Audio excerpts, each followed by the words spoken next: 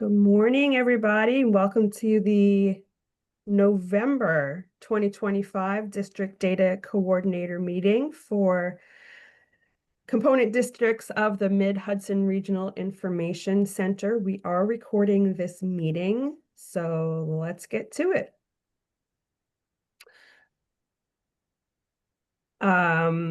Please, if you have not already, go ahead and sign into the chat with your full name and district. Your microphones should be off, please, as well as your camera.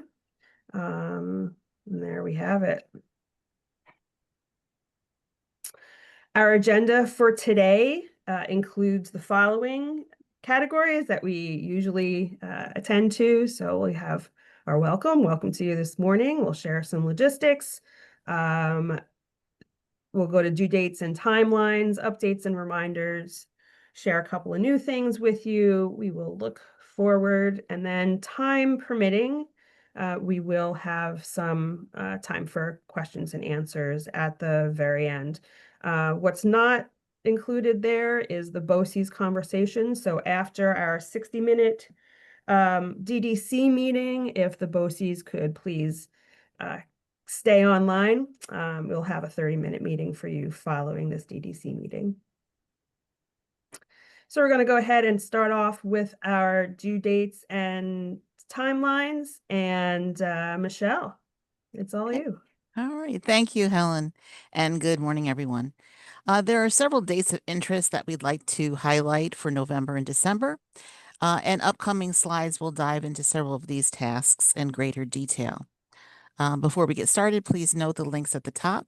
We've shared NYSED's 25-26 SIRS reporting timeline, the reporting roadmap or Gantt chart, which provides a visual timeline of data reporting tasks for the year, and our import schedule. So if you have not done so already, please be sure to bookmark them when the meeting assets are made available to you. First up, the 0220 program codes for student code for students eligible for alternate assessments must be migrated by noon today, Wednesday, November 5th, to be included in the NYSED enrollment poll on November 7th. Next, there are two collections due by noon on Wednesday, November 12th. One is for a UPK enrollment extract, which is being provided to the Office of Early Learning, or OEL. This is the first of two such polls where OEL will compare counts of UPK students with counts projected on the district's UPK application. The other is a data poll for staff snapshot and staff assignment. This is a preliminary poll of the 2025-26 data, and it assists districts as they prepare for the additional course and course instructor data being loaded now. Then we have the BEDS IMF collection, which closes on Friday, November 14th. This is a non-SIRS collection, and this is the last date to complete the submission of the IMF forms, which are located on the IDEX, which can be accessed from the business portal. Monday, November 24th and Wednesday, December 17th mark the monthly deadlines for the collection of student demographics, enrollment, program services, day calendar, and student daily attendance. Please note that the November deadline falls on a Monday to accommodate the Thanksgiving holiday that week. Lastly, there's the task with the box around it and a special must-do note below. Can you tell we want to grab your attention? Monday, December 29th by noon is the deadline for the first of 3 BEDS polls for the year, and it includes BEDS enrollment, economically disadvantaged, and FERPL data. We'll have more to share with you about this collection in a few minutes, but back to the due date. It is due on Monday, December 29th because of the holiday schedule that week, and you may have also noticed that the due date on NYSED's timeline is January 2nd. Most districts will be on winter break through both of these dates, so it is truly imperative that you complete all migrations and verification prior to winter break. Okay. All right, so it's time to check in with our teams. We've got a few updates and reminders to share, and we are starting with Sarah Liner from Special Services. Sarah. Hello, good morning. Welcome, everybody. Sarah Lina here to do some special services updates for you. First up, we have a provision of FAPE to students with disabilities up to age 22. So NYSED has issued an updated memorandum reaffirming school districts' obligation to provide a free and appropriate public education, also known as FAPE, to eligible students until they earn a high school diploma or until the day before their 22nd birthday. So we are asking you, please share this with your special ed offices, your business offices, and ensure that local practices align immediately. Noncompliance will be considered willful under Education Law 306. And if you have any questions related to this, they should be directed to the email that you see on your screen, bedsaid@nicet.gov, or your local SEQA office.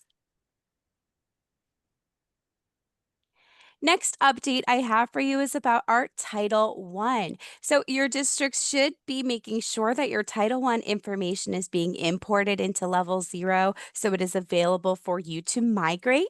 Specifically for our frontline RTI and MTSS Edge districts, the authorizations have gone out to your staff. If you would like us to import the Title I data from Frontline RTI or MTSS into Level 0 for you. So if you wish for that to happen, please sign those or have the appropriate staff at your district sign those authorizations and get them back to us via that DW extracts email.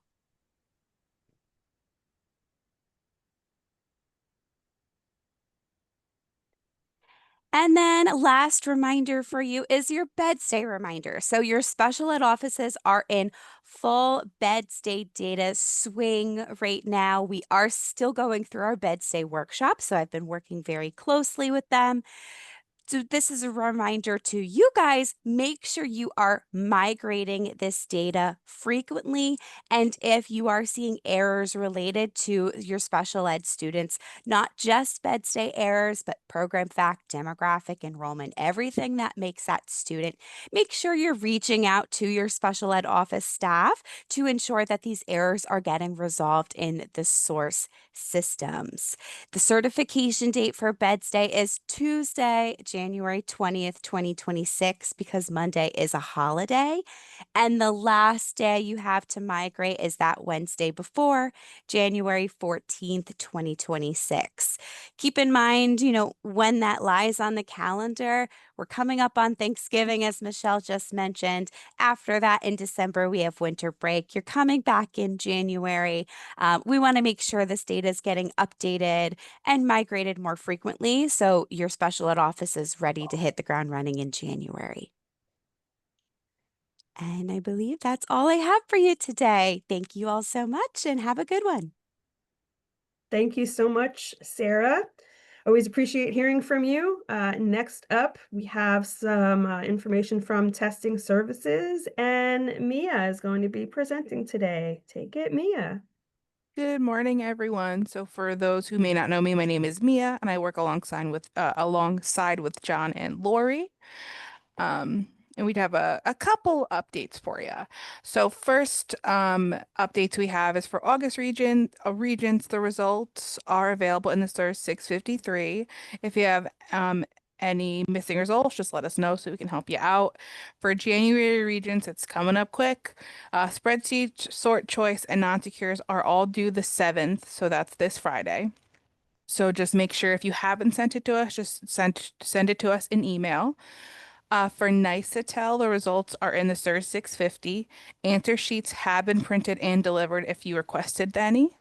And then for NYSA, the eligible students will be extracted from level 2 November 7th, and students will be loaded in Kite by November 17th. So if you look for those, look for them around that time. And then next, so NYSETEL and NYSESLOT is looking to go CBT.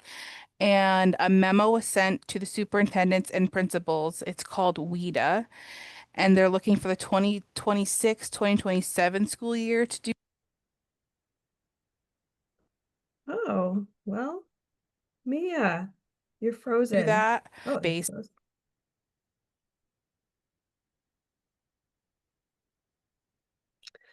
I can go ahead and read that slide for you. I could hop in if, Oh, here's John. Thanks, John. yeah.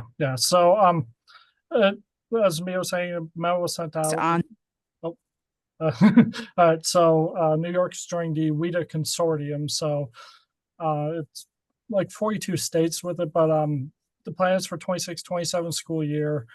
We're still, this is subject to change. We're waiting for more information as the state releases it. They've only sent out this memo so far, but from the memo, according to that, it's WIDA access will be used for NICE slot grades 1 through 12. WIDA screener will be used for NICE Tell grades 1 through 12. Then WIDA alternate access and WIDA alternate screener would be the paper-based option for students in grade K or any students with IEP or 504 accommodation require that they test on paper. Now, another thing we included is a link to the WIDA website. Now, there's going to be more resources posted to it, but there's a lot on there right now.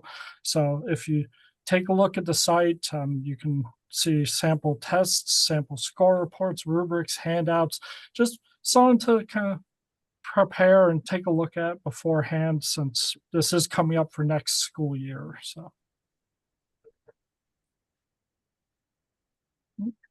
John, I just want to pop in with a question because that was the first time I was seeing some of that. What about Yeah. kindergarten? Kindergarten's only on paper. That's through WIDA alternate access or WIDA alternate screener.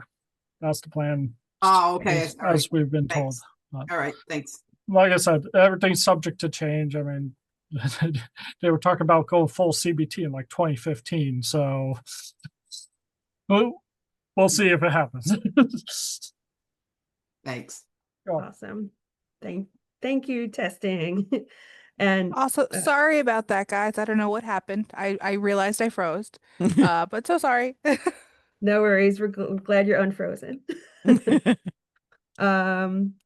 Next, we're going to hear from my team, the data collection and reporting team. As always, if you have any questions for us, you can email us at that link there, datawarehouse@mhric.org, or call us on extension 1364. So first up, Michelle is going to rejoin us to talk about some data poll. Okay, thank you. Yep. So let's begin our updates and reminders by revisiting an item discussed by the testing team and walk through a few extra details and resources related to its submission. So as you've heard, NICEA eligible, the 0220 student data must be migrated from level 0 no later than noon today. This data will be used for the Kite Educator portal data poll. Students not included in this automated poll will need to be manually entered into Kite after the data is loaded to Kite on November 17th. In addition to the 0220 program service data, students eligible for alternate assessment must also be reported with the appropriate ungraded grade level and demographics and an ungraded enrollment that aligns with the NICEA eligibility. Students eligible to take the NICEA must be reported as ungraded based on their age on the first date of the NICEA administration period or date enrollment began if enrolled after the first date of the administration period. So you'd want to refer to a chart in the SIRS manual that's labeled assessments by birth date / age for ungraded students. And in the current version, it is on page 83. And you can see the ungraded levels broken down. What is the grade 13 for K to 6, ungraded elementary, and ungraded secondary is 7 to 12. That's grade 14. Also, a valid type of disability record in program fact is required. To learn more about this collection, review our quick reference guide entitled New York State Alternate Assessment NICEA Eligible Student, located in the Data Warehouse Resource Library on our MHRIC website. The link and steps to access are on the slide. And while you're there, take some time to explore some of the other offerings. Okay. So during the September and October DDC meetings, we reviewed the UPK and SUF DPK program service codes and discussed funding calculations. As a reminder, UPK and SUF DPK funding are directly tied to the number of students served.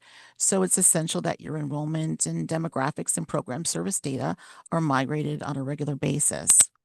To calculate the payment or allocation for the 25-26 school year, the Office of Early Learning, or OEL, will use student data from two benchmark dates, October 1st, 2025 and March 13th, 2026. The higher enrollment count from these two dates will be used to determine the maximum funding allocation for your programs. To gather this data, NYSED will be taking an extract from SERS, as I mentioned earlier, on November 14th, which for us means the data will include anything migrated by noon on November 12th. This extract will be provided to OEL and will specifically look at the October 1st data set and compare counts projected on the UPK application. And OEL may reach out to assist districts where there are significant discrepancies. The SED memo regarding these reporting guidelines is available from the link on this slide. Oops, sorry. You went to the memo. Yeah, hold on. It's really linked. There we go. Oh, there we go. There we are. So the SERS 333 is what you can use to verify your UPK data, but what we want to let you know is that SED is working on integrating the new UPK codes into this report. So currently the SERS 333 pre-K enrollment summary table displays the total student counts correctly, but students with the newly added UPK codes do not appear when drilling down into the data. So on the summary report, you may see students with the new program service codes listed as UPK funded students without required setting code. So just know that the count is accurate. You can still see the students that are being reported, but you're not seeing the new service codes associated with that yet. We were expecting to see that soon, and we will let the field know once the report has been updated.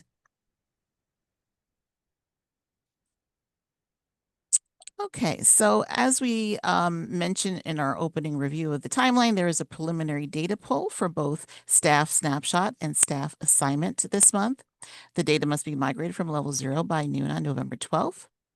And before I continue, I just want to mention that Pam will be speaking in a few minutes to share the latest guidance from NYSED regarding staff assignment records for the Director of School Health Services physician and Director of School Health Services nurse practitioner.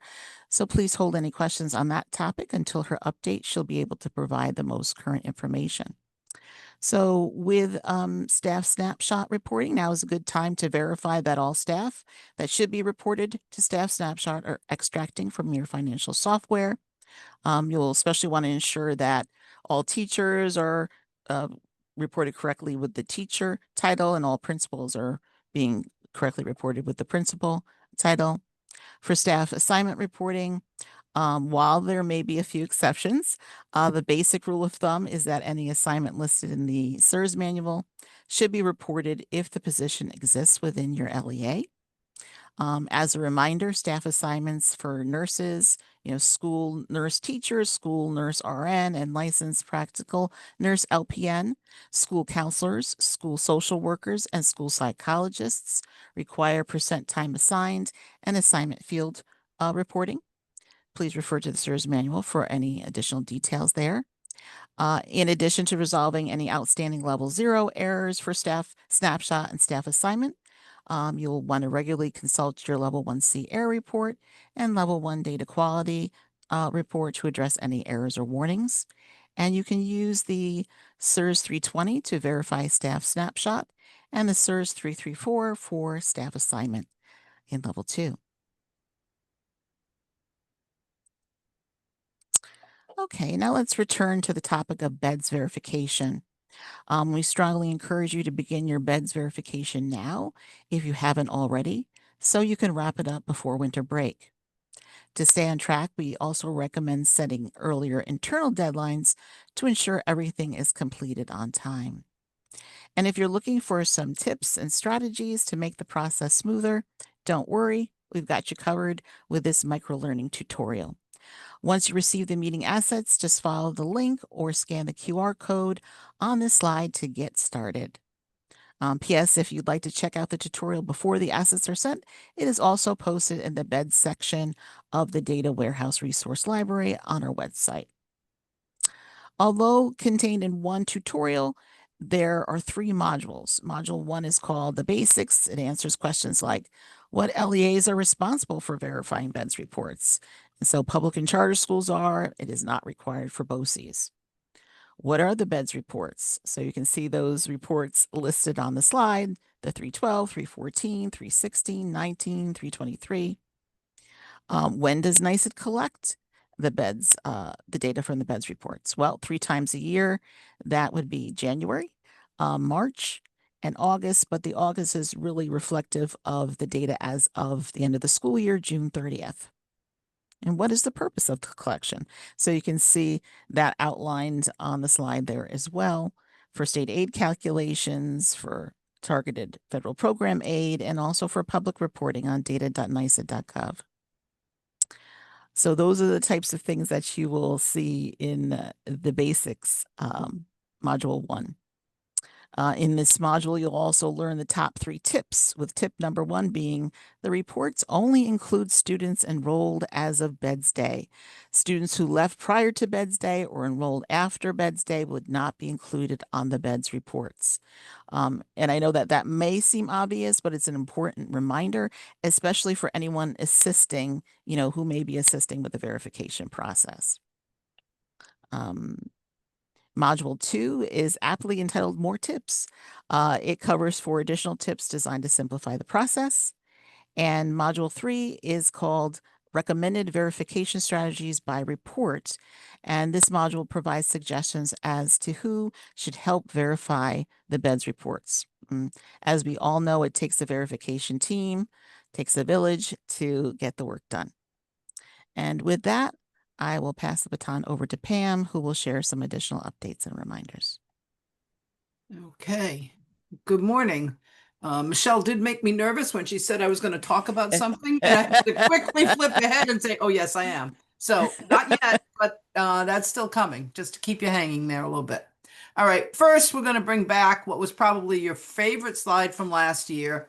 And it is our gentle reminder that Level 1C errors and the NYSES queue and reporting student digital resources are all something that you should monitor on a regular basis.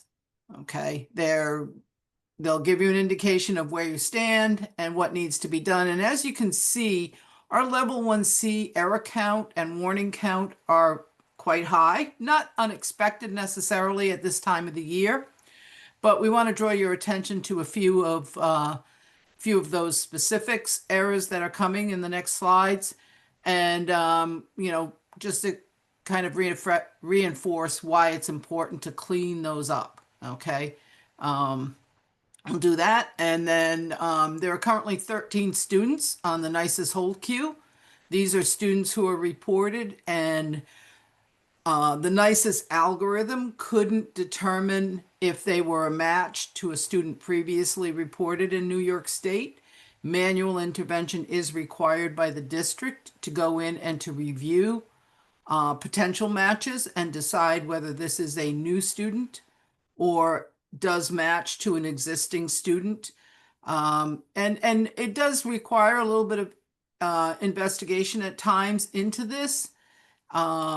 If you create a new student and it did happen to be matched to the old one, at some point in time will likely discover that and then have to go through the process of merging those IDs.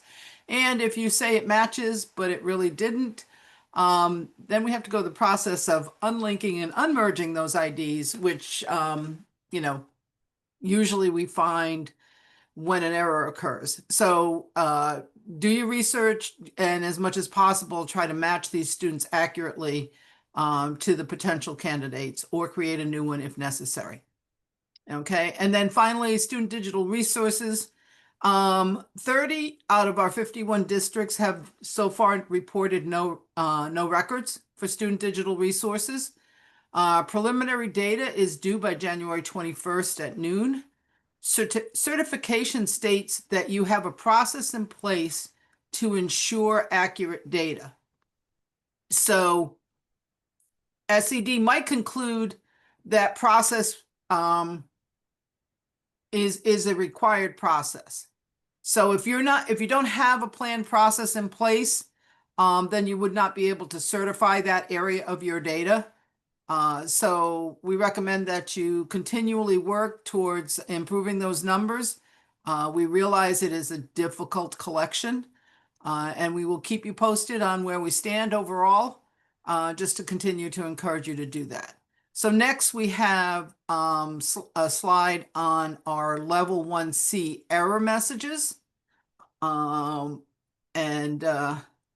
Sometimes you have to look very, very closely to see the error.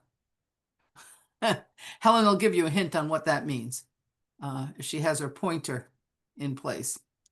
But so with over 10,000 errors, there's a lot there that needs to be looked at. So please do take a look. One of the areas to point out is your missing attendance records. There are currently across the region 930 missing attendance records. Keep in mind that those 930 records will be interpreted as absences. And we know all districts are concerned with their chronic absenteeism rates.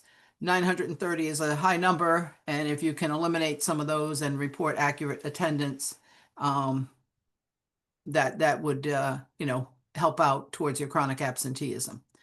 And with the pre-K and UPK program codes, there was a change in that, but you should take a look to see. We have 117 errors in that area. And then the final area in errors are missing demographics. And this is coming in from the enrollment area that says, well, we have an enrollment record, but we don't have a demographic record. Or we have a program record, but we don't have a demographic record. So there's definitely something amiss there that you would want to go in and take a look at and see if you can clean up. Okay, the next slide shows the warnings. Although it's a warning, it's not necessarily an error yet, but there's a few areas that I'd like to point out. Currently, we're seeing 16 errors reported on the crisis impact code.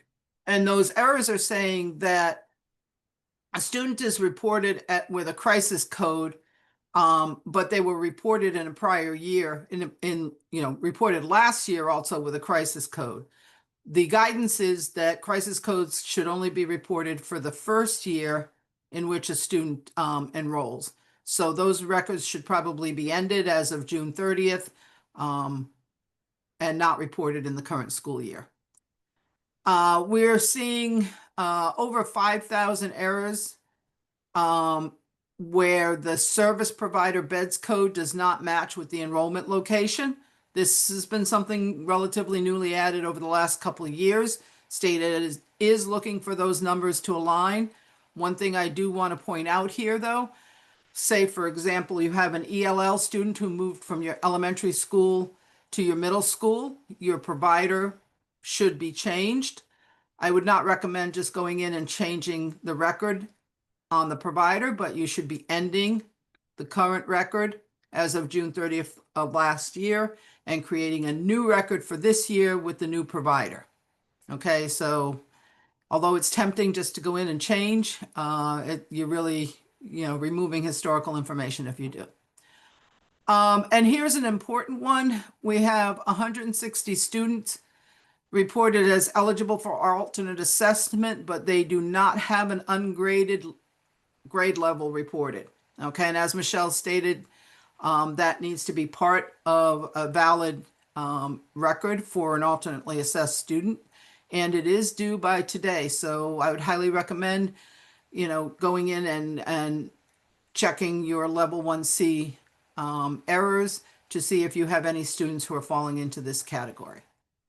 Okay. The rest of the information is there. And you can see the variety of areas where, these errors are popping up. So we encourage you to go in and take a look at the errors for your district and correct as many of those as possible. And also, even though like the alternate assessment one is a warning, obviously that's going to play a role in getting your kite system loaded accurately with your alternately assessed data. Okay. I see there's a couple questions. Okay, yeah, a statement that IC was having some errors, some issues with reporting attendance and with reporting all home phone numbers with all zeros. Yeah, the thing I can recommend there is contact your SMS support. And you will, there's a legitimate reason to have a phone number of all zeros, but there had been a practice where sometimes districts were defaulting to zeros if not, if information wasn't available. And that's, SED does not consider that to be a legitimate reason. They want contact information to be in there. So as much as possible, go, if there's more than a handful in your district, you'd want to review, the practice as to why there are so many and to try to resolve as many of those as possible. I believe also, if I can interject for a second, Go ahead. the last guidance was to put an area code Yes. and then the rest zeros. Right, and it will still flag that, even if it has the area code and 7 digits of zeros. That phone number would still be flagged as a warning that you have a phone number of all zeros, even though it's only technically 7 zeros out of 10. So, but you're right. When you're reporting the all zeros, you should put the area code in there, and not just have all zeros. Okay. All right. Thank you, Lisa, for sharing. And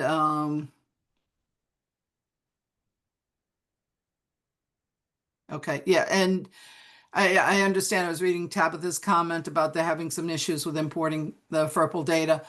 And we get it. Just keep an eye on it. And we understand that sometimes you're in the process of working on it on, system errors as opposed to data errors. Sometimes you can't correct everything right away. So we're just looking for forward progress on these numbers, to see them decline. They in all likelihood will not go to zero, but I think we'll all feel good if we see the numbers come down a little bit. Okay. All right. My next reminder is partner project fact. Here's a list of the districts who are authorized to have a PTAC program in their district, or contract with somebody who offers a PTAC program. So if you're one of the districts on this list, you want to make sure if you have PTAC students that you are reporting that program information correctly. Okay, moving on to something new for this year. Okay, so for FERPL, and this may relate to some of the issues that were previously noted in the chat. There are only 3 valid codes this year. Some districts may have continued to track eligibility types in their SMS for local use. Those would be types such as homeless or foster. Unfortunately, these types are no longer reportable and will generate an error if your SMS exports them to level 0. We have been told that all SMSs supported by the RIC have been updated to implement the 3 new codes. I don't have any insight as to how they implemented that, if there's a new area, if they're filtering out the homeless or foster records. So there may be some, ongoing situations there. But if you have students that continue to have one of the older codes in their free or reduced lunch record, What you'd probably want to do, as I mentioned before with the ELL record, is end that record on 6/30/2025 and create a new record for the 25-26 school year with one of the 3 codes if appropriate. Okay, I see a question from Pascal. Should we still add FERPL for homeless and foster students? Yes, you would. You would still have an eligibility record, a free lunch eligibility record for a homeless or a foster student. However, it wouldn't have an eligibility type on that record unless they fell into one of the 3 valid types for this year.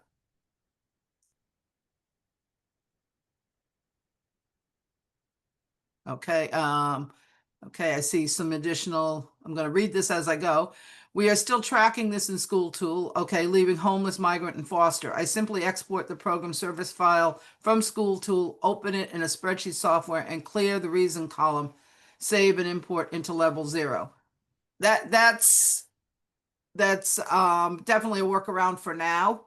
And hopefully, School Tool will be able to support both keeping the local information and only exporting the valid codes for this year. My concern there would be not reporting, one of the 3 codes that should be reported to level 0. So, okay, thank you, Sarah. So Sarah says that School Tool will not have the CEP P2 code until the November release. And Sarah, do you know if they will be suppressing foster and homeless?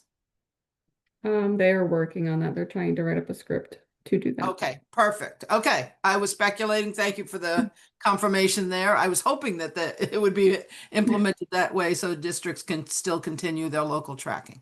Yes. So for right now, Jamie's method will work to at least get the eligibility record reported, even if the eligibility type codes are not. So, all right. Any other questions?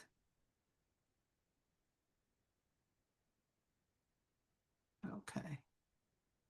That's all I see for now. There's a request. Could you send a tutorial on how to do that? We'll see if we can work something up. Yeah, because that would there's be a lot helpful of for people. variation in there as to what you're using to edit the file and whatnot. But we'll see what we can do. Okay, moving on to the promised subject of Director of School Health Services. So we did get initially some conflicting guidance on this, but supposedly the next SERS manual will be updated to the following. Districts are required to report a Director of School Health Services with an assignment code of 2203 or 2204.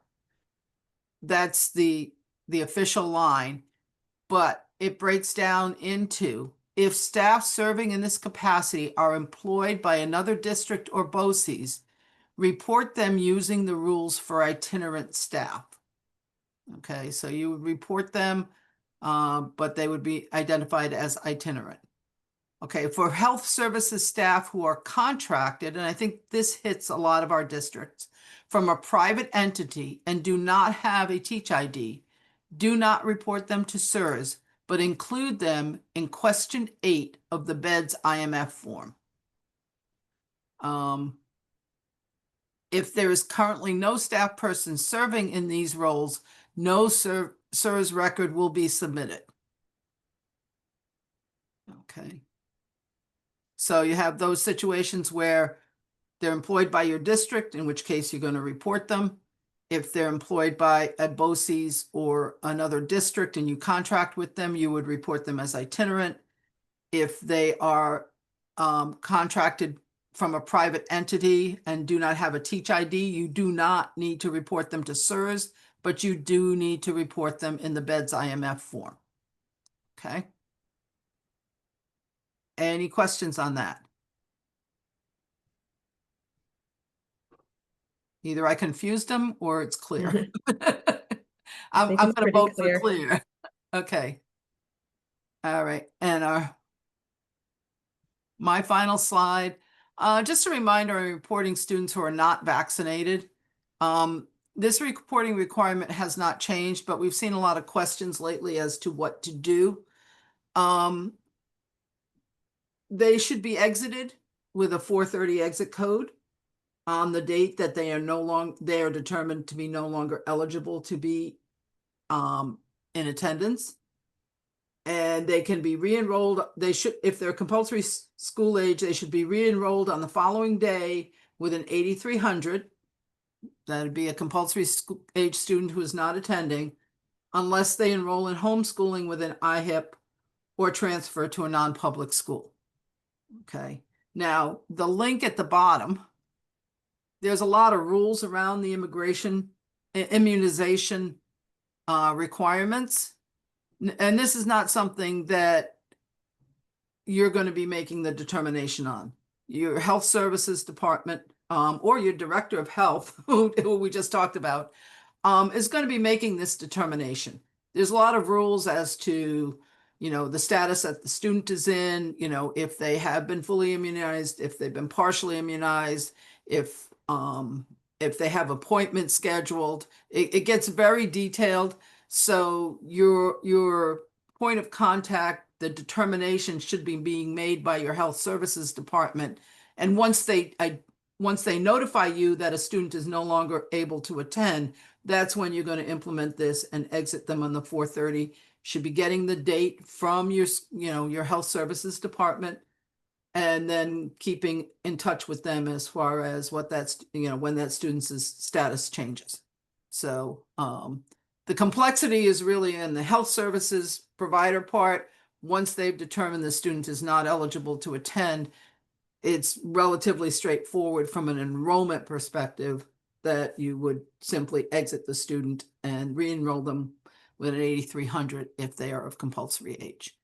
Any questions on that? Okay, then. If not, I'm going to turn it over to Helen to talk about what's new. What's new? Thanks, Pam. Let's see what's new. This is something that came across in an email from SED recently. So I'm going to highlight some important updates from State Ed. The 2024-25 student growth and English language proficiency results are now available through SIRS. Specifically, the SIRS 112 includes student growth data, and the SIRS 113 provides English language proficiency results. These results will be used for 2025-26 accountability determinations. So you want to make sure all that data is correct. In addition, NYSED has made student growth results linked to teachers and principals available for download in the IRSP. And these are for informational and improvement planning processes. So these are some things that your superintendents might want to take a look at. For anyone seeking more detail, you can review the 24-25 growth results release PDF, which is linked right here, or learn more about how these data contribute to accountability determinations in the Understanding New York State Accountability System under ESSA. Link is right here. Both are available on the NYSED School and District Accountability Resources and Data webpage. If you have questions about that, please don't ask us. If we don't know any more detail than we've just shared with you. So if you do have questions, go ahead and reach out to this email account, info@nysed.gov.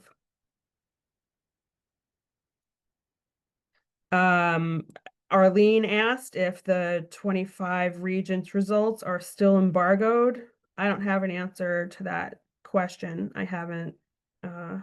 We haven't heard anything on that just yet. Thank you, John. Okay.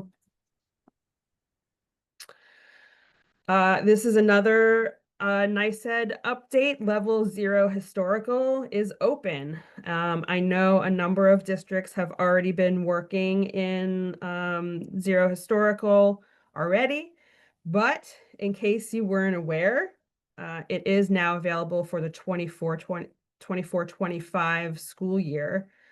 For anyone new, level 0 historical is solely for the purpose of updating data from a previous school year. The login information for that is typically the same login information that you use for level 2. It is not the same as level 0. So just make a note of that as well.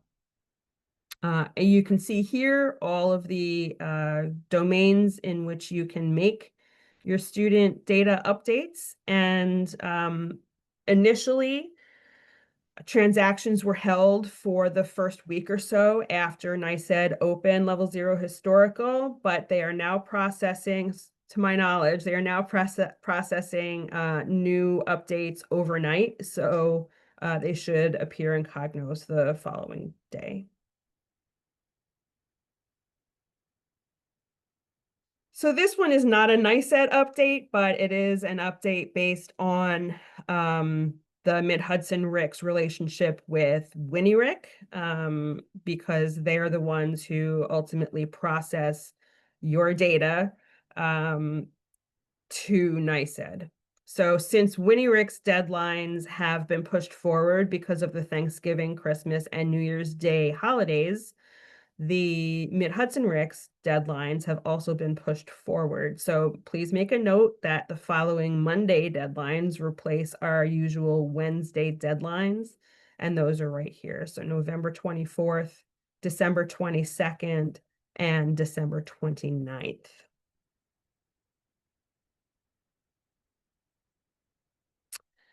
The November task list is now available.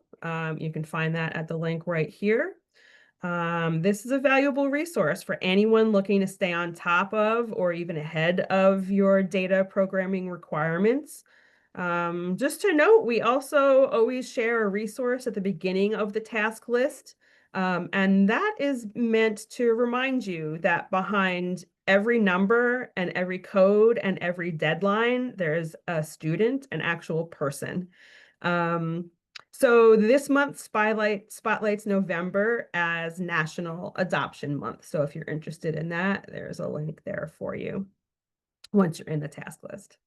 And another addition to the task list, we have now highlighted anything that is BOCES specific in this coral color. So you can look for that. It should be easy to spot in the task list.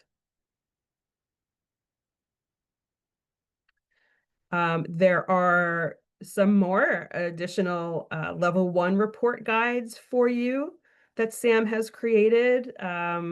Specifically, there are various reports to assist with NISA, special ed snapshot, and staff snapshot reporting. These are available in the Data Warehouse Resource Library. This is the Data Warehouse site, and also it's on the Testing Services site, so you can find them in either place.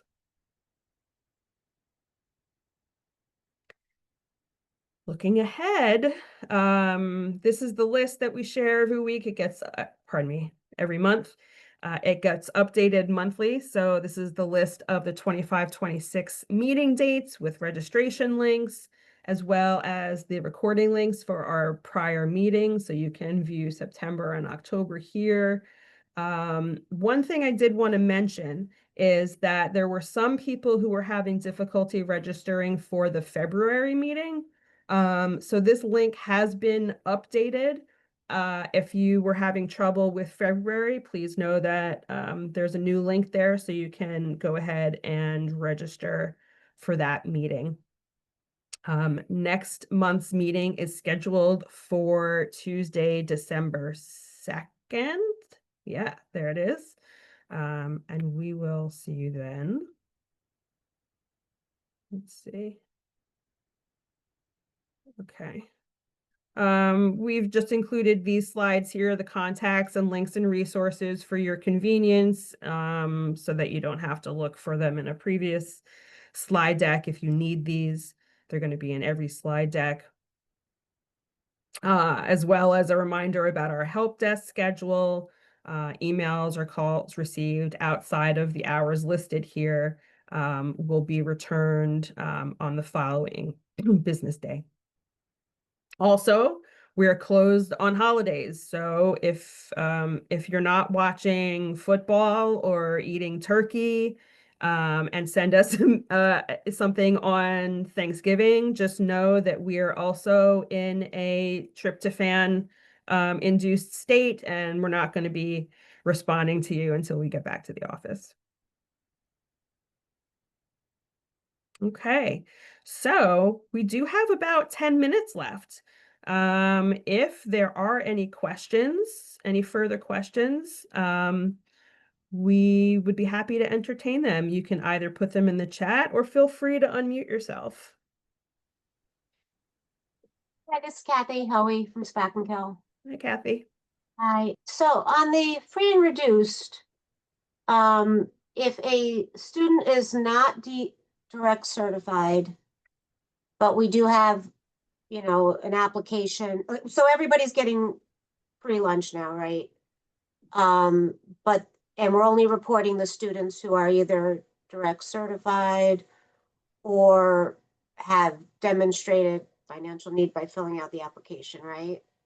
Yeah, I mean, although all students are receiving free lunch at this point, you're only going to report those students who are eligible based on their own particular circumstances. And that may be through direct certification. That may be because they become homeless. Maybe because they're a foster student. Those students, you know, would all still be reported with a free lunch record, or reduced if they come in through an application. You know, it seems a little counterintuitive to report them as reduced when they're receiving a free meal, but that's kind of the way it works. Right. So I understand that. So my question is, for those students that are not specifically DCMP, you showed those other two codes on the screen. Right. Are they supposed to be one of those? No, they may not be. A student may not fall into any of those three particular eligibility types. Okay, that's what because I see that ours are not, some of them. That's why I wanted to verify that. Right. So, I mean, the third one is federal funding for students who live on a reservation. And the CEP one is obviously only going to apply to CEP districts. So if you're not a CEP district, if they're not directly certified and they're not on a reservation, then they would not have an eligibility type. Okay. So now that we are all getting free lunch, we're still not necessarily a CEP district. That has something to do more with a certain percentage being right. That's the percentage. Right? Yes, correct. Okay. All right. That clears it up then. Thank you. So that field may very well be blank. Okay. They don't fall into one of these three specific categories. Majority of your students in you know, most districts, we're probably going to see DCMP. Yeah. Okay. Yeah. Okay. Yep. No, that clears it up. Thank you very much. I would like to say one more thing before we go on to the next question is that I do know that some people came into the meeting a little bit late. You might not have heard our request to sign into the chat.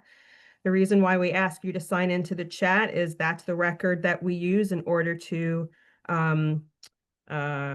do our attendance through Frontline. So if you don't sign into the chat, we don't necessarily know you were here. We will mark you absent. So your district would see that. So if you're here and you're from one of our component districts, please go ahead and sign into the chat if you already haven't, or if you haven't already. I do want to read one question from the chat. Sal asked, what is the level 1 report that shows current 0220 students? And John from testing replied that there are a few options. If you go into team, and this is level 1, if you go into team content, verification reports, 9, NISA and special education. There are 4 reports titled NISA eligible that you can use to find that information. Lisa Spencer Perry asks, is there a list of CEP districts? Do we know that, Pam? I just was Googling it. I don't have a list. I'm not sure if we can look to see. I don't have a current list. I'm not sure if that's published. It may be available through Child Nutrition, but for right now, the answer is no, I don't have a list, but I can take a look. So. And Paul also follows up that question with, excuse me, would a direct SNAP student be coded as DCMP? I'm not familiar with the terminology of direct SNAP. I would probably talk to your food services manager to see if, that is the case. And there's definitely some issues with SNAP going on right. countrywide, so. But that would, yeah, sometimes different SMSs, different food services systems use a different, okay, thank you, Jamie. Different terminology. I was going to say SNAP is, but I hadn't heard direct SNAP, so I didn't want to say that. Okay. So Jamie Diamond informs us that yes, SNAP is DCMP. Thanks, Jamie. Yeah. Okay. Are there any other questions? Let's see. When you download the DCMP, it tells you what reasons they qualify. Okay. Thanks, Jamie. Okay. All right. All right. We got a couple minutes left. If there are any more questions, we can still entertain them. 3 minutes. If not. You have a countdown clock to put up there? No, but I will let everyone reclaim their 3 minutes. Thank you so much for joining us today. Attention to BOCES DDCs, please stay on this call for our BOCES Conversations meeting. If you are not from a BOCES, please log off. We appreciate you all. Thank you so much for joining us. The next meeting is December 2nd, and we will see you then. Great job, everyone. Have a great day. Thank you. I'm going to pop in here and just say to our BOCES DDCs, if you want a quick break before the next go round, I've got 9:58. So let's look to start at like 10:03. Is that agreeable with my BOCES folks?